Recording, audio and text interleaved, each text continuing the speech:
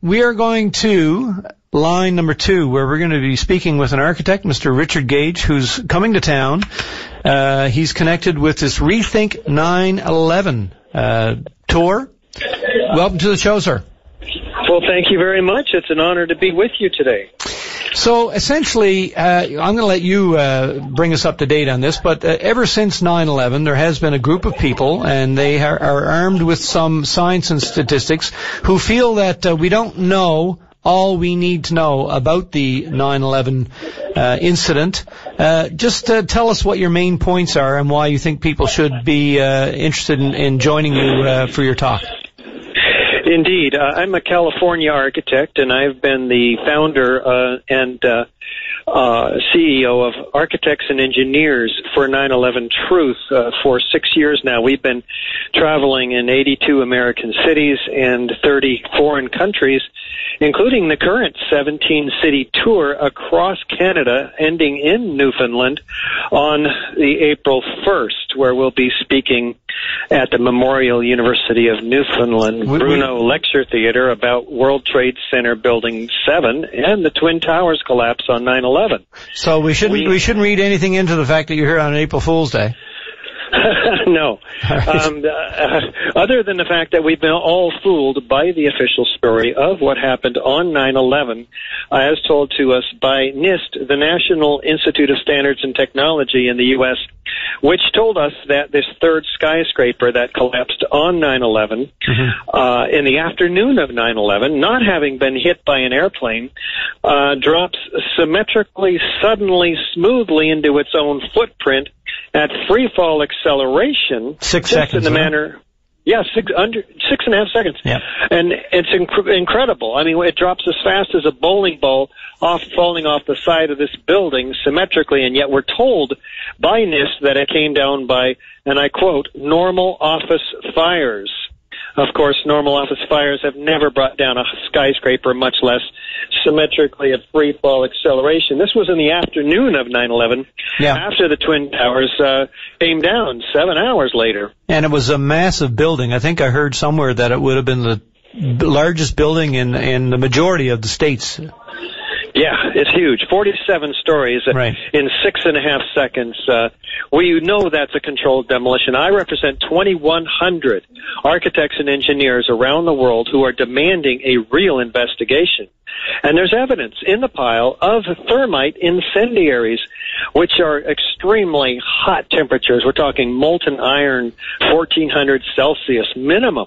So we know that thermite incendiaries were used to bring this building down. We know we were lied to in a fraudulent report, and we turn our attention, therefore, to the Twin Towers, because we have so much evidence there of fraudulent reporting as well. For instance, we weren't even told that there's pools of molten iron found at the base of the towers there. Molten iron pouring out of the South Tower 10 minutes prior to its collapse. Evidence of molten iron droplets, billions of them, very well documented by the U.S. Geological Survey in their study of the dust. Well, this is the evidence of thermite, and thermite charges, cutter charges, were in fact patented prior to 9/11, and so we see that in the behavior of the building. I mean, we were told that the upper part of the buildings, both towers, drove the rest of the building down to the ground. First of all, that occurs at also almost free fall acceleration. We don't have any floors found at the base of the towers. I mean, they're each an acre in size, 110 floors. That is 90,000 tons of concrete that's missing down at the bottom. Well, it's found pulverized in mid-air. I mean, this is extraordinary and laid river to river. And scientists also find the evidence of unignited thermite in all that World Trade Center dust. So you can see why we have the interest of so many architects and engineers demanding a real investigation. Yeah, there's an awful lot. A lot is made of the third building, but there's an awful, isn't there, like sulfur, residue as well and things like that had no business being there? Yeah, sulfur is documented very carefully in all. Sorry, I'm in an airport. Yeah, no problem. Heading to Ottawa right now. Sulfur is found by officials throughout the World Trade Center debris pile, and sulfur has no business being there. It is added to thermite to become thermate, much more effective at cutting through steel.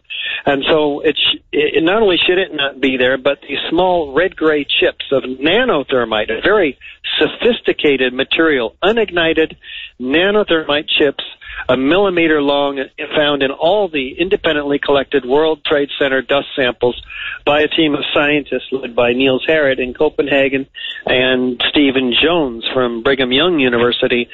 We have the evidence of extremely sophisticated military-grade material that we want an investigation of the source of that material as well. You know, because it was very explosive. We're told in the first we're told that this upper section drove the rest of the building down, but actually we see it imploding in each case, the South Tower, the North Tower, this upper section in the first 4 to 6 seconds. After that, a very explosive event is occurring, hurling 4-ton structural steel wall sections in every direction symmetrically. It looks more like a giant eruption with pyroclastic-like clouds indicating extremely hot temperatures, of course, which we have evidence for, too. Yeah, I've seen some of these arguments and all kinds of other factors, like the insurance that was taken out by the powers that be, not that far before these and whatnot. But what is the leading theory? Why would this have been done deliberately by anyone? What's the leading theory on that? Well, there are those who theorize about that, and the architects and engineers for 9/11 Truth, the organization that I represent, do not speculate about that. What we lay out is the evidence, so others can do the necessary research. We're not criminal investigators or... So it's what happened, not why it happened, that you're interested in. I think it's extremely important. I mean, we'll listen to the audience in Newfoundland at the Memorial University Bruno Lecture Theater I guess we'll be there at 7:30 p.m. on April 1st. And the audience members will have their own opinions because a lot of people do their own research. We'll have maybe half the audience that's pretty well informed. The other half, if they're like every other one of the 300 audiences around the world that we have presented to, will raise their hands at first, believing in the official story, but after seeing the evidence, almost everyone agrees with us and ends up calling for a new investigation along with us. So that's the end goal, to change some hearts and minds and get people on board with demanding a further investigation. How likely do you think that is, and how long is it going to take? Well, if Canadians need to be aware that they lost 24 people in the Twin Towers. They've lost 158 soldiers since the extraction from Afghanistan in the last couple of weeks.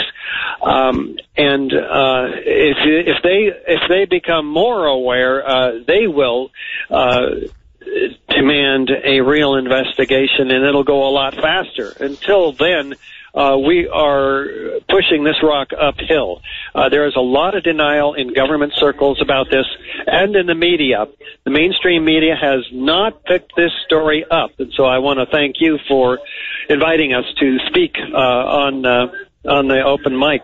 Listen, no problem, but I can't have you come to Newfoundland without teaching you how to pronounce it properly. Now, you got to rhyme it with understand. It's Newfoundland. Newfoundland. There you go, Newfoundland. Aim for the land.